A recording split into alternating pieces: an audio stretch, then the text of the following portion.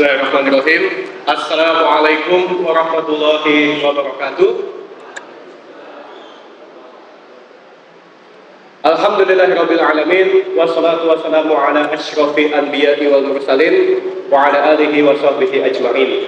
Asyhadu an la ilaha illallah wahdahu la syarika lah wa asyhadu anna Muhammadan abduhu wa rasuluhu la nabiyya wa la rasula ba'da. Amma ba'd.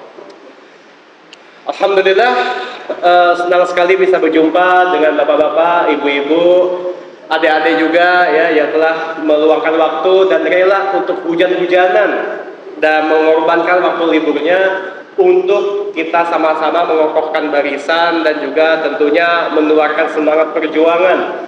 Karena di tengah-tengah kita kedatangan tamu istimewa, tentu Ustadz Husein Gaza, yang kita sangat mengenal kiprahnya dari media sosial, dan beliau langsung turun ke lapangan di Gaza untuk menyaksikan atau bahkan menolong langsung saudara-saudara kita di sana yang sedang terjajah.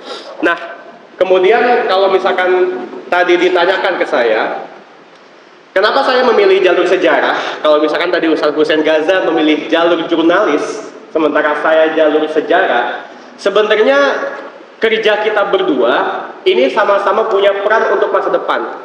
Karena setiap sejarawan yang ada, katakanlah 200 tahun ke depan, itu akan mengambil data dari jurnalis-jurnalis yang mereportasekan berita pada hari ini.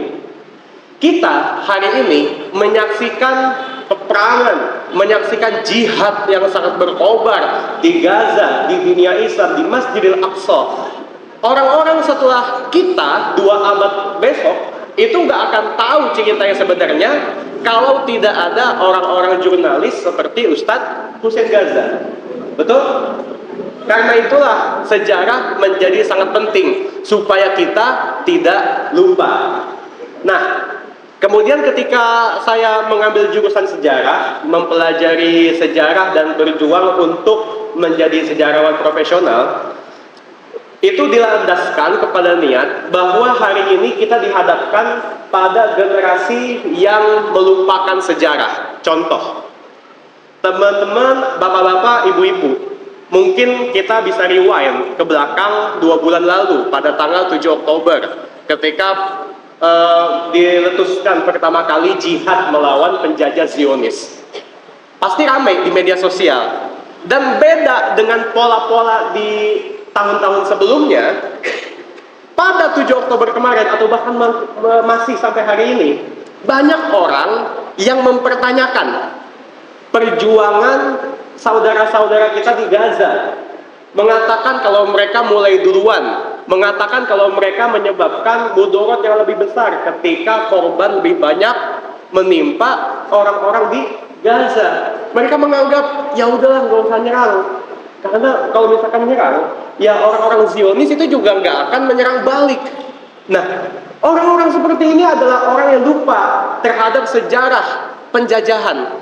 Penjajahan yang sudah berlangsung di Gaza itu bukan hanya dari 7 Oktober kemarin, tapi juga dari tahun-tahun sebelumnya, puluhan tahun sebelumnya. Sampai tadi Ustadz Husein Gaza bisa pergi ke Gaza itu karena ditularkan semangat dari orang tuanya, menandakan bahwa konflik ini atau perang ini, jihad ini bukan hanya berlangsung dari 7 Oktober kemarin, tapi sudah dari puluhan tahun yang lalu. Ada bapak-bapak di sini atau ibu-ibu yang lahir tahun 60-an, yang lahir tahun 50-an, waktu kecil, waktu remaja, di tahun-tahun seperti itu, sudah pernah nggak mendengar tentang apa yang terjadi di Palestina?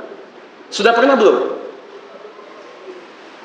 Sudah, ya. Karena penjajahan di Palestina itu mulai resmi terjadi semenjak tahun 1948. 3 tahun setelah kita merdeka, Indonesia merdeka, justru 3 tahun setelah tahun 45, Palestina mulai resmi dijajah oleh entitas Zionis. Kita nggak boleh lupa akan sejarah ini. Tapi inilah yang kita hadapi, generasi yang tidak tahu sejarah, sehingga dia tidak bisa menentukan mana yang benar, mana yang salah.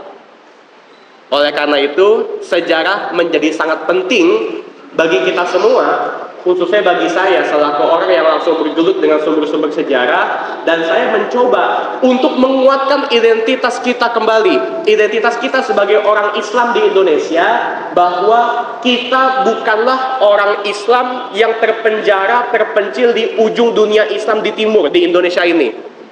Tapi kita punya hubungan yang sangat kuat dengan kaum muslimin yang ada di pusat peradaban Islam, yang ada di Timur Tengah, atau bahkan yang ada di Baitul Muqaddasah, yang ada di Palestina.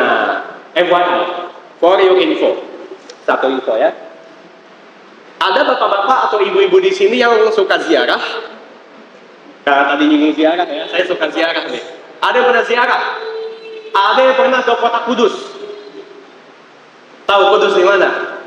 Jawa Tengah. Pernah nggak masuk ke masjid Menara Kudus? Di masjid Menara Kudus kita bukan hanya terkagum-kagum dengan menaranya yang katanya mirip candi. Sebenarnya poin daripada masjid Menara Kudus bukan hanya di menaranya, tapi kita masuk ke masjidnya, di atas mihrab masjid, ya ini kan mihrab masjid, di atasnya itu Masjid Kudus ada sebuah inskripsi atau prasasti yang di sana dipahat langsung oleh Sunan Kudus, dan ternyata di situ disebutkan bahwa yang mendirikan Masjid Menara Kudus atau bahkan kota Kudus itu sendiri adalah orang Palestina. Tahun 1548, 500 tahun yang lalu, orang Palestina sudah punya kiprah di Pulau Jawa, sudah punya kiprah dalam keislaman kita. Siapa lagi kalau bukan Sunan Kudus, yang dia itu punya nama asli Syekh Ja'far As-Shadiq, dan dia disebutkan dalam prasasti itu sebagai Syekhul Islam. Dan dia menyebutkan bahwa Sunan Kudus, Syekh Ja'far As-Shadiq, telah membangun Masjid Menara Kudus yang nama aslinya adalah Masjid Al-Aqsa. Ada yang baru tahu fakta ini? Masjid Al-Aqsa bukan hanya ada di Palestina, tapi juga ada di Jawa. Bahkan kalau kita menelisik asal nama kota Kudus itu sendiri, itu sebenarnya asal namanya dari Al-Quds. Karena orang Jawa nggak bisa ngomong Al-Quds secara fasih, ya, maka ya Kudus, ya gitu ya. Oh, lega, agak tegal. Kudus itu adalah pelafalan orang Jawa untuk menyebut kota Al-Quds. Inilah guna sejarah, bapak-bapak, ibu-ibu sekalian, bahwa kita ternyata punya connect, punya hubungan, punya relasi yang sangat dalam dengan orang-orang Palestina, sehingga aneh kalau kita baru peduli sekarang terhadap urusan Palestina. Setuju? Kalau 500 tahun yang lalu sudah ada orang Palestina yang berkiprah di Jawa, sekarang udah ada orang Jawa, khususnya Cilengsi ya, yang berkiprah langsung di Gaza. Maka insya Allah ini ada sejarah yang saling menghubungkan, yang jaraknya ratusan tahun. Dan semoga hari ini dan di hari kedepannya kita tetap bisa berkoneksi dengan Masjid Al-Aqsa, atau bahkan sholat langsung di sana. Siapa yang mau sholat di Masjid Al-Aqsa? Takbir! Gitu. Jadi kalau misalkan kita melihat isu Palestina ini, mungkin sudah terpatri di benak kita bahwa Palestina itu adalah tanah konflik, tanah yang selalu berperang dan berkecamuk.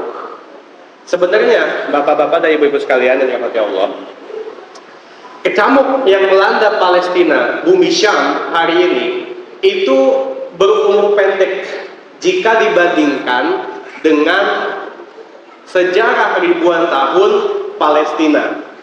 Ya, kalau misalkan kita mau perbandingkan zaman Palestina ketika dia itu dijajah hari ini dengan zaman Islam yang menguasai Palestina selama ribuan tahun, khususnya dari zaman Khalifah Umar bin Khattab, maka kita akan melihat sebuah hal yang sangat luar biasa. Saya mau tampilkan slide, apa bisa kita lihat nanti sebuah perbandingan, ya. Slide sejarah di slide nomor 13 coba.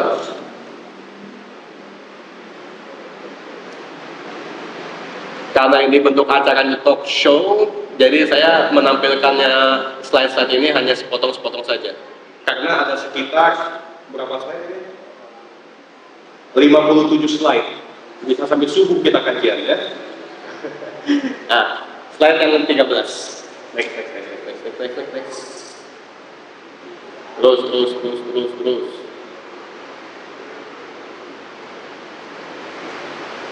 Terus.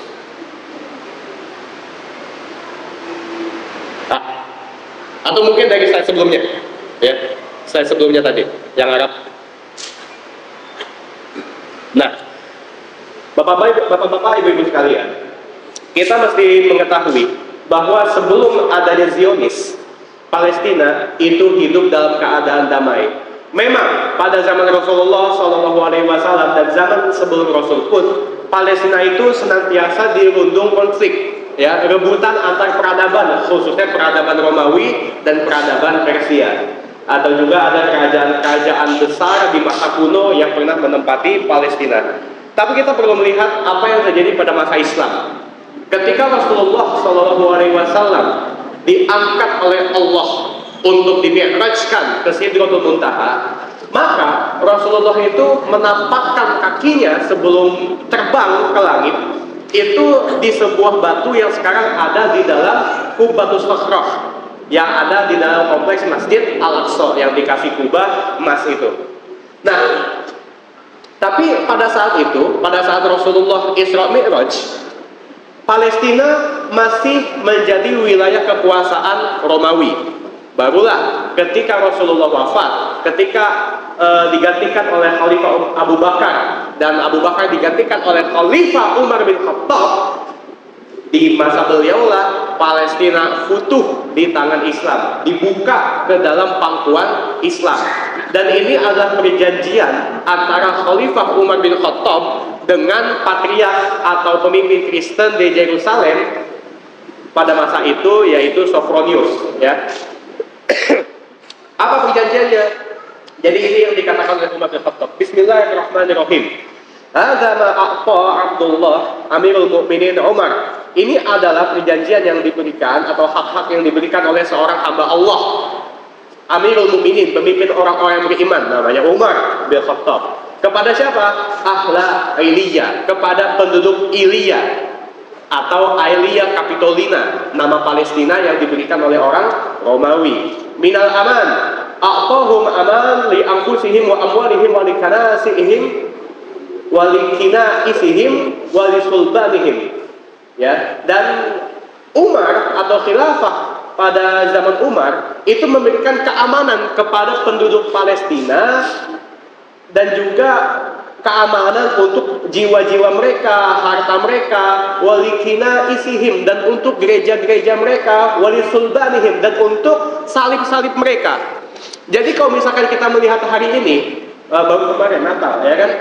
Dan di Bethlehem yang menjadi kata-kata disebutkan sebagai tempat lahiran Nabi Isa, itu disebutkan kalau hari ini nggak ada Natal. Kemarin nggak ada Natal karena tempat lahir Yesus itu sedang dibombardir oleh penjajah. Maksudnya apa?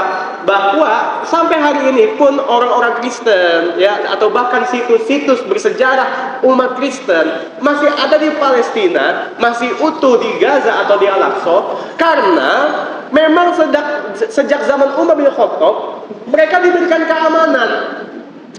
Baru hancur ketika masa kekuasaan Zionis, ya. Maka kita melihat di di slide berikutnya, di next.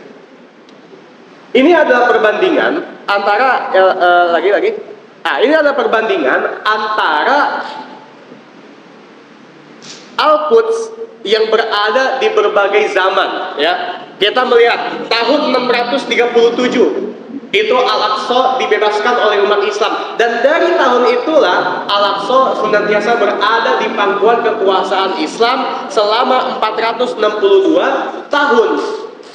Sampai tahun 1099 ketika Al-Aqsa sempat dijajah oleh pasukan salib yang datang dari Eropa. Tapi orang-orang Eropa itu hanya bertahan selama 88 tahun, sampai kemudian datang Salahuddin Al-Ayyubi dan generasi-generasinya yang membebaskan Al-Aqsa pada tahun 1187. Saya ingin mengatakan 462 tahun, dari tahun 637 sampai 1099, dari zaman Umar bin Khattab sampai Khilafah Abbasiyah, Al-Aqsa senantiasa damai.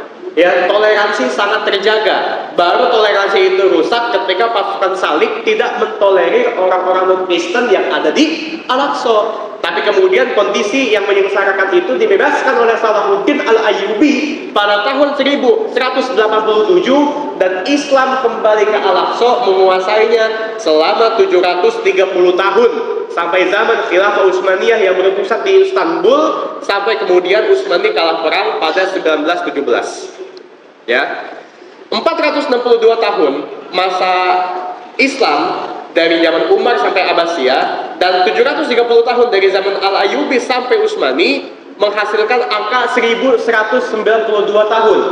1192 tahun, Bapak Ibu sekalian, Al-Aqsa berada dalam kedamaian, berada dalam keadaan yang sangat menggembirakan bagi semua agama, umat Islam, orang-orang Yahudi dan juga orang Nasrani. Tapi semua itu berubah ketika Inggris mengambil alih Palestina dan memberikan hak bagi orang-orang Yahudi, memberikan hak bagi orang-orang Zionis untuk kembali ke Palestina berdasarkan janji-janji palsu yang dikeluarkan oleh pemimpin Zionis yaitu Theodor Herzl. Dan dari situlah muncul kesengsaraan Palestina dari tahun 1917 berpuncak tahun 1948 ketika negara Israel itu berdiri sampai hari ini. Apa yang ingin saya sampaikan dari ini semua, Bapak Ibu sekalian? Sejarah Palestina sebenarnya itu sangat damai selama dia ada di pangkuan Islam. Tapi ketika hari ini dari tahun 1948 dia berada di pangkuan non-Islam, apalagi ini kasusnya orang-orang Zionis yang mirip orang-orang Nazi, maka konflik terus merajalela, ya. Dan inilah yang kemudian menjadi akar masalah keberadaan Zionis itu sendiri. Ini yang ingin saya katakan, ya. Dan ini sudah berumur berapa? Dari tahun 1917 sampai 2023. Ini hari kita bicara sudah 106 tahun penjajahan yang ada di Palestina oleh orang-orang Zionis, ya.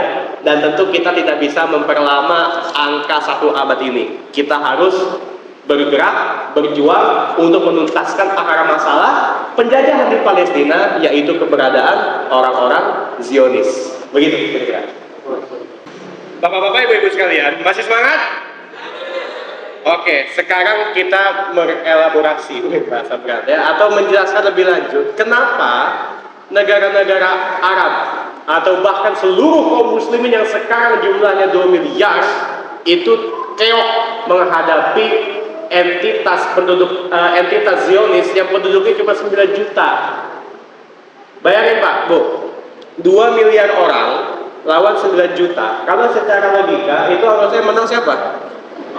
2 miliar. Jangankan oleh gabungan tentara, gabungan barisan muslimin yang jumlahnya 2 miliar, pakai, mohon maaf nih, ya, pakai air kencingnya aja itu Israel udah banjir, ya kan? Udah banjir itu. Tapi kenapa kemudian kita keok menghadapi penjajahan oleh 9 juta orang yang ada di entitas Zionis, ya, umat Islam itu yang banyak tidak berdaya? Karena sebenarnya kita ini berbeda kondisi dengan dulu ketika Al-Aqsa masih di tangan umat Islam. Bapak Ibu sekalian yang dirahmati Allah, perlu diketahui bahwa pada zaman Islam sesungguhnya Palestina tidak berdiri sebagai negara yang berdiri secara tunggal.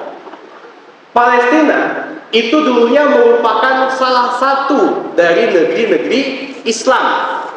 Walaupun memang Palestina itu dikenal sebagai negeri yang diberkahi, Ardul Muqaddasah, dan disebutkan oleh Rasulullah SAW, la tusyaddu rihal illa salasati masajid. Tidak dibenarkan untuk bersusah payah melakukan rihlah kecuali ketiga masjid: Masjidil Haram di Mekah, Masjid Nabawi di Madinah, dan juga Masjidil Aqsa di Palestina. Nah, ini adalah tanah yang diberkahi, tapi pada zaman Islam melebur menjadi satu negeri Islam yang lebih luas.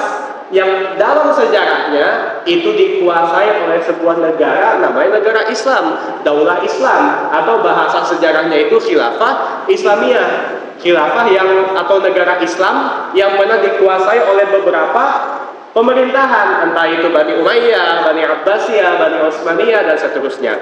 Nah, cuma berbeda kondisinya ketika Zionis itu bisa masuk, Bapak Ibu sekalian. Jadi ada cerita begini. Pada suatu hari, suatu masa, tepatnya tahun 1897. Berapa? Ngapain angka emang sejarah ya? 1897. Saat itu Palestina bukan sebagai negara yang berdiri sendiri, tapi menjadi bagian daripada Khilafah Utsmaniyah, Daulah Utsmaniyah, negara Utsmaniyah yang ibu kotanya di Istanbul. Pemimpin Islam pada saat itu namanya adalah Khalifah Abdul Hamid kedua. Nah, di tahun tadi 1897, Khalifah Abdul Hamid kedua didatangi oleh seorang pria yang jenggotan, ya, tapi bukan ustaz. Nah, ini orang Yahudi, namanya adalah Theodor Herzl. Dia adalah orang Yahudi yang berasal dari Hungaria. Dia hari ini dikenal sebagai Bapak Zionisme. Kenapa disebut Zionisme? Karena dia punya pikiran untuk mengembalikan orang-orang Yahudi kembali ke Bukit Zion, ke Bukit Sion, atau bahasa Arabnya itu Bukit Sohyun. Makanya disebut gerakannya adalah gerakan Zionis. Orang-orang yang ingin kembali ke Bukit Zion, yang memang bukit ini ada di kompleks atau di sekitaran Masjid Al-Aqsa. Dan itu diklaim sebagai mereka sebagai tanah yang dijanjikan. Masalahnya, pada saat Theodor Herzl itu datang ke Istanbul, dia melihat bahwa yang punya tanah kekuasaan di Sion, di Al-Aqsa, di Palestina, itu adalah Khalifah Abdul Hamid. Dia pengen bikin pemukiman Yahudi di sana. Dia minta izin ke Khalifah, bahkan dia nyogok menyediakan uang yang sangat banyak untuk menyewa tanah Palestina selama 99 tahun. Tapi apa kemudian jawaban Khalifah Abdul Hamid kedua? Itu bukan tanahku, itu adalah tanah umatku. Tanah yang telah disirami oleh darah para syuhada dan para mujahidin yang telah merebutnya dengan darah dan air mata.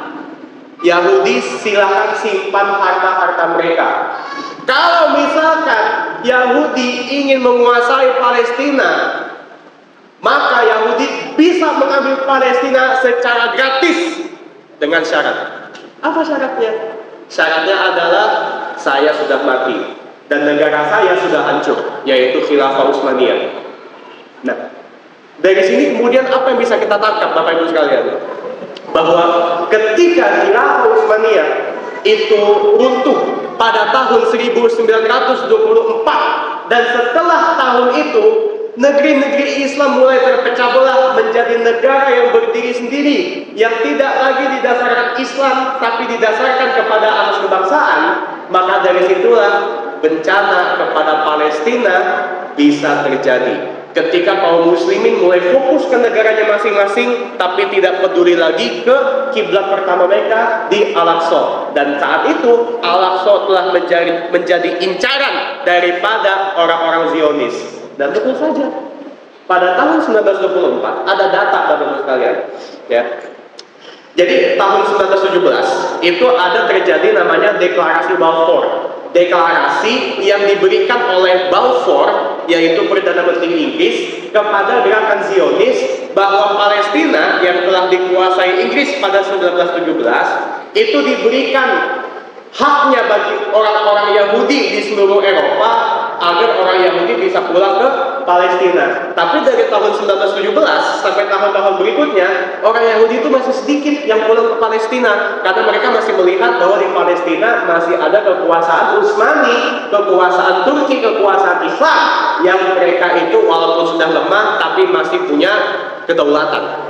Nah, tapi coba lihat tahun 1924 ketika Utsmaniyah itu runtuh, bisa dicek slide-nya di slide nomor 32. Coba di out dulu, ISO lihat 32. Di out dulu lebih cepat.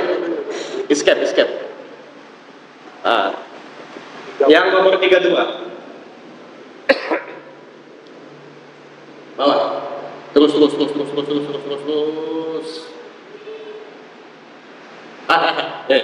Dia gede itu.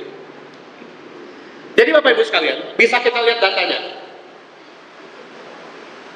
bahwa orang-orang Yahudi yang migrasi ke Palestina dari tahun ke tahun itu masih sedikit jumlahnya, di angka 5 ribuan, di angka 7 ribuan, ya. Itu dari tahun 1917 sampai 1923. Tapi ketika Utsmaniyah itu runtuh, negara Islam itu runtuh, tahun 1924 angkanya langsung membludak. Orang-orang Yahudi yang datang ke Palestina 12.000 orang. Dan tahun berikutnya, tahun 25, langsung jadi 33.000 orang. Ini menandakan apa? Bahwa orang-orang Yahudi melihat kesempatan emas untuk menjajah Al-Aqsa, menjajah Palestina ketika perisai umat Islam itu sudah tiada, ketika umat Islam itu sudah terpecah belah. Dan ini nyambung dengan pertanyaan, ketika umat Islam tidak punya lagi satu bendera, Bapak Ibu sekalian, bendera umat Islam dari zaman Rasulullah SAW itu tertulis di dalamnya La ilaha illallah Muhammadun Rasulullah. Dan inilah bendera, dan inilah kalimat yang menyatukan seluruh umat Islam dari berbagai bangsa. Tapi ketika daulah Islam ini sudah berakhir pada tahun 1924 dan seterusnya, maka bendera umat Islam itu jadi warna-warni. Ya, celakanya desain daripada bendera negara-negara Arab yang kita ketahui sekarang itu diciptakan oleh desainer yang sama yang bernama Mark Sykes, diplomat dari Inggris, yang inilah menjadi mastermind untuk pemecahan negeri-negeri Arab sehingga mereka tidak peduli satu sama lain. Jangankan peduli satu sama lain, peduli Al-Aqsa aja juga enggak. Karena mereka lebih mengedepankan kedaulatan bangsanya sendiri, kedaulatan teritorial sendiri, daripada mikirin Al-Aqsa. Jadi kalau misalkan kita melihat Mesir sekarang, itu bukanlah Mesir yang dulu. Karena sifat kekuasaan Mesir, memang mereka itu sudah diikat kedaulatannya, khususnya terkait perbatasan yang ada di Rafah, di Sinai. Itu dari zaman perang Yom Kippur atau perang 6 hari antara Israel dengan negara-negara Arab, antara 7 juta masyarakat atau rakyat Israel dengan 30 juta Muslim, ya, pada tahun 60-an. Mesir saat itu dipimpin oleh Jamal Abdel Nasser. Dan dialah yang kemudian menandatangani perjanjian Camp David, dan dari perjanjian itulah kedaulatan Mesir untuk perbatasan yang ada di Rafah bukan sepenuhnya milik Mesir. Maka ketika kemarin kita menyaksikan ada ceasefire, ada gencatan senjata, dan dari situ truk-truk untuk masuk ke Gaza, antrinya itu sangat lama sekali. Sebenarnya Mesir sangat gampang untuk membukanya, tapi yang punya kuasa di sana bukan Mesir sebetulnya, tapi adalah Zionis. Ya, betapa Zionis telah mengikat kaki-kaki Mesir, apalagi sekarang pemimpin Mesir ya kayak gitu. Ya, kalau kita bicara di belakang panggung itu sebenarnya lebih seru lagi, karena memang sekarang Mesir itu dikuasai oleh pemimpin yang sangat berbeda dengan pemimpin sebelumnya. Pemimpin sebelum Mesir sekarang itu adalah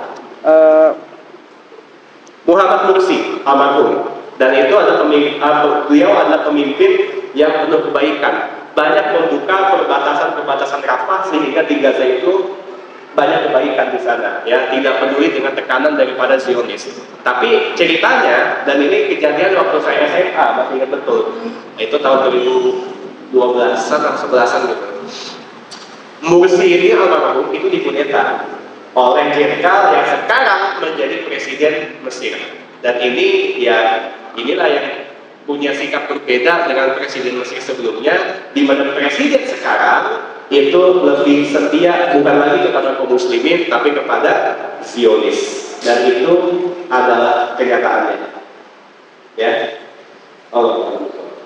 Ngeri memang, ngeri. Nah, perjanjian yang ditandatangani oleh 3 negara antara Israel dan 2 negara Arab di Teluk, yaitu Uni Emirat Arab dan Qatar, gitu ya. Uni Emirat Arab dulu.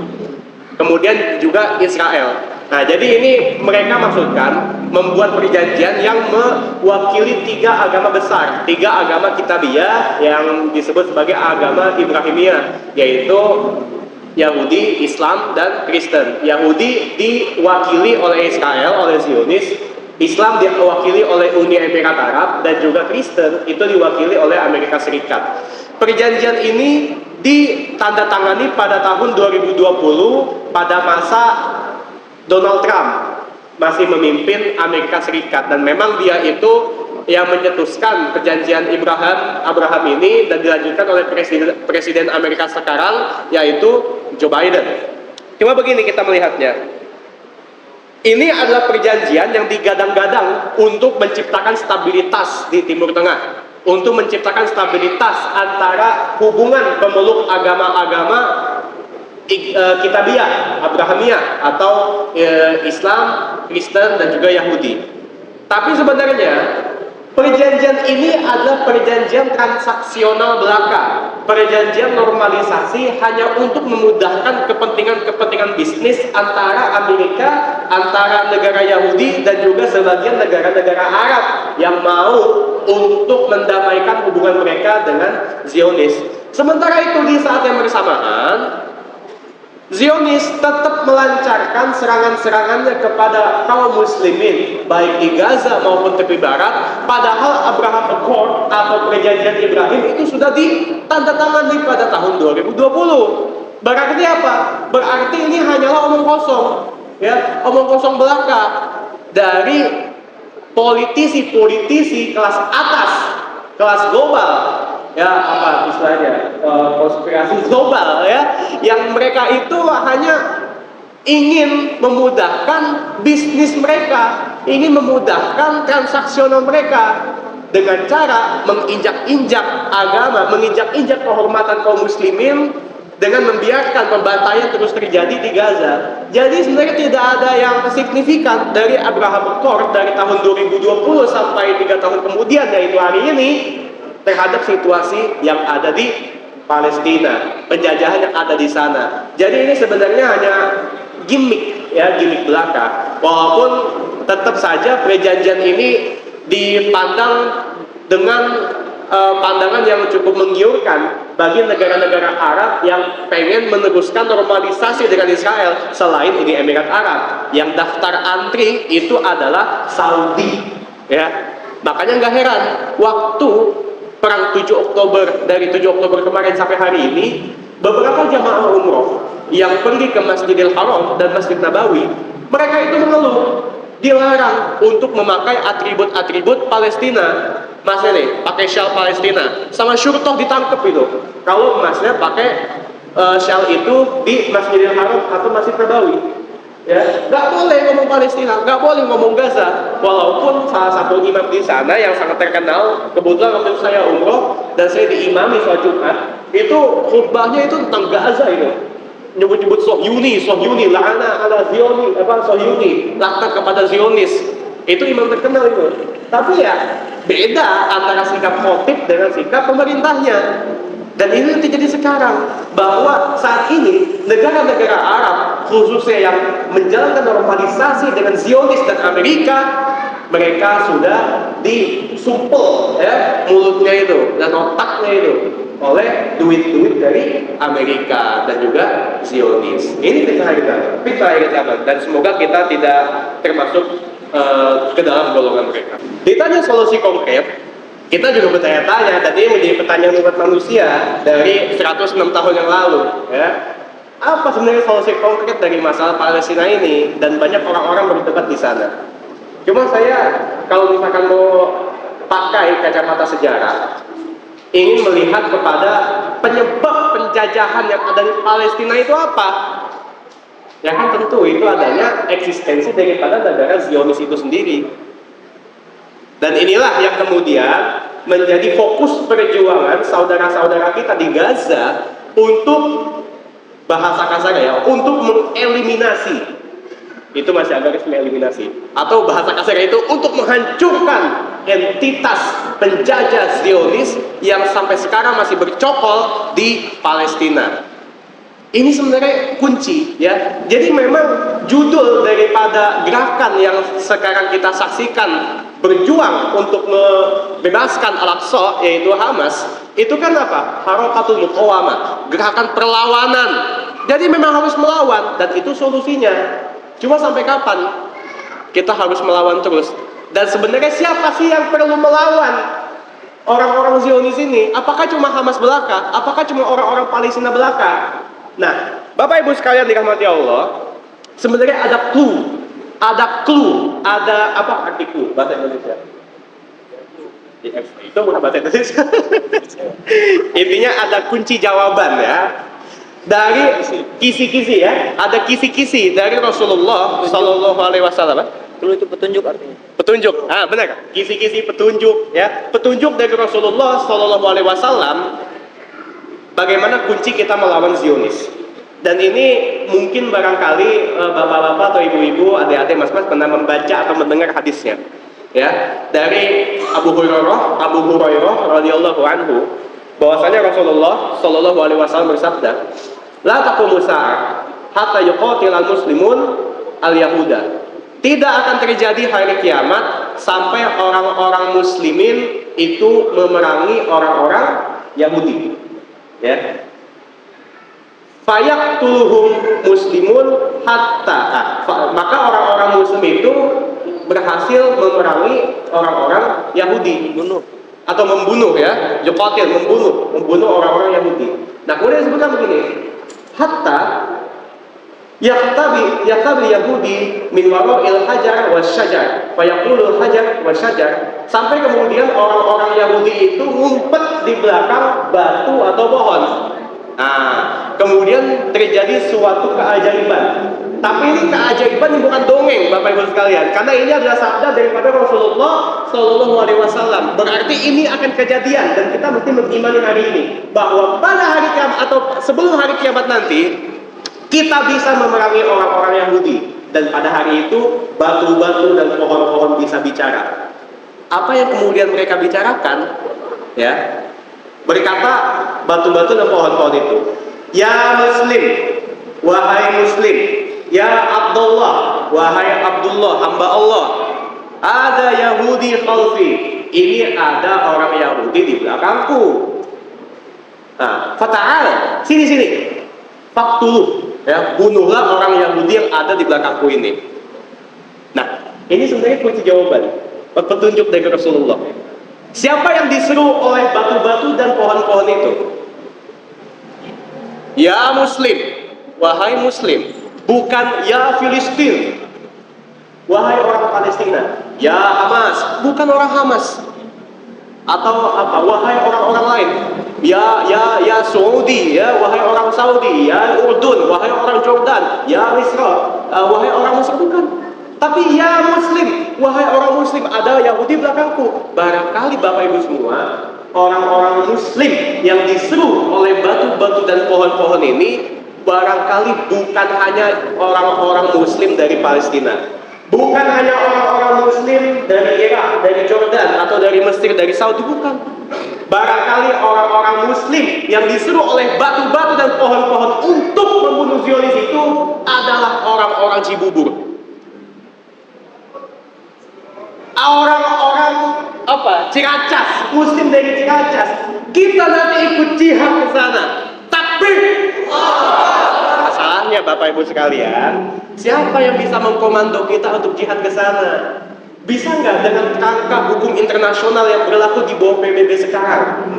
Nggak bisa, karena PBB itu, hukum internasional itu menganut prinsip non-intervensi, di mana kita nggak bisa mengintervensi urusan negara orang lain.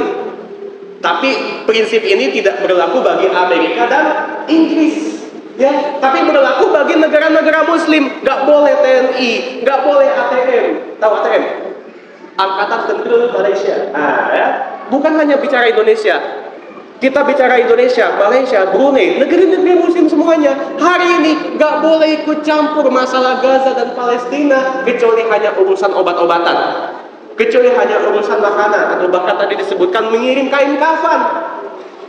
Ini yang hanya bisa kita lakukan sekarang, ya.